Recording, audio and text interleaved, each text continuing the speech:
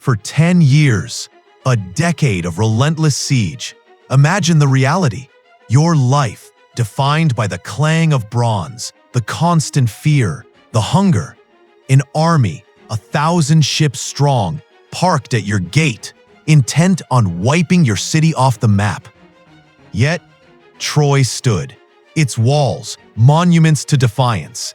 And one morning, silence. No more marching, no shouting, just quiet. The enemy was gone. Down on the shore, one thing left. Not peace, not surrender. A gift, a massive wooden horse. They said it was an offering, a tribute, and the people, desperate, tired, half-crazed from war, believed it. But this wasn't the end. It was the beginning. Today, we dive into the real story of Troy, not the epic poem, the curse, the betrayal, the lies. The question isn't how they were fooled. It's who made sure they would be. The city celebrates music, wine, relief. Except one voice cuts through it all. Cassandra. She's screaming, begging, "Don't bring that horse inside. It will be our end." But no one listens, because Cassandra was cursed.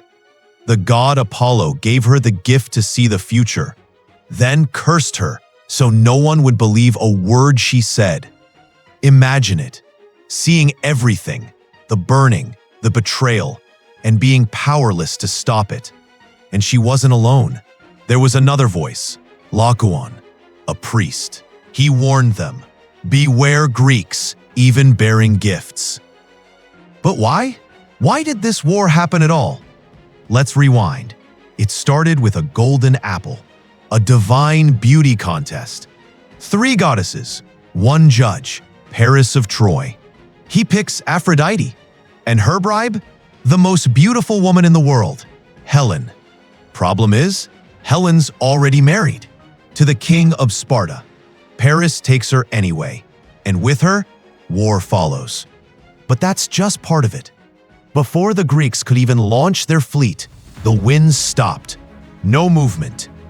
The priests delivered the verdict. Artemis wants a sacrifice, and King Agamemnon gave her one.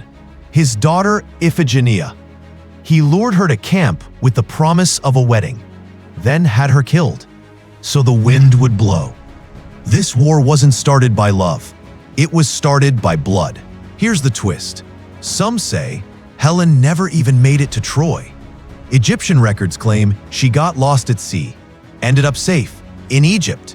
So the Greeks, they laid siege to a city for 10 years, fought, killed, died, for a woman who wasn't even there. The truth? It was never about Helen. It was about power, control, trade routes. Helen was just a myth the people could rally behind.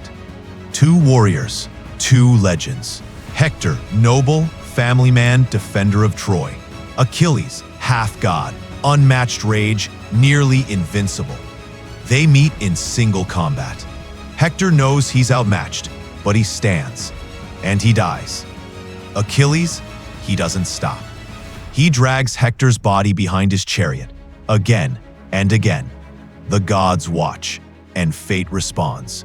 Achilles, the unstoppable, is brought down.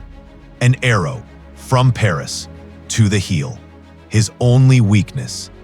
Every hero bleeds, every legend ends.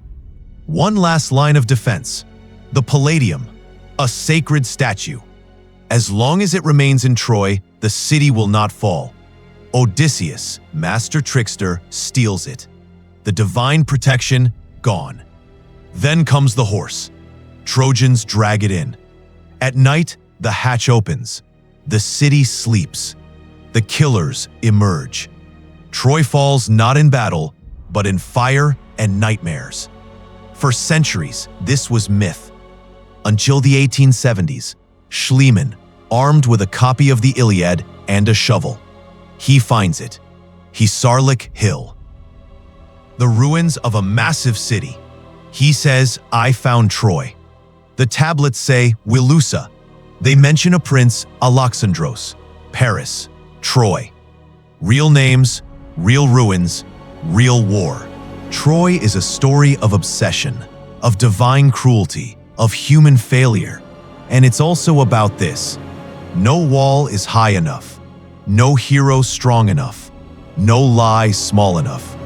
Everything falls if you strike it at the right place. Now, let's hear it. Who's the real villain? Paris? Agamemnon? The gods? Tell me in the comments. And if you want more tales where myth meets truth, you know what to do. Like, subscribe. See you next time.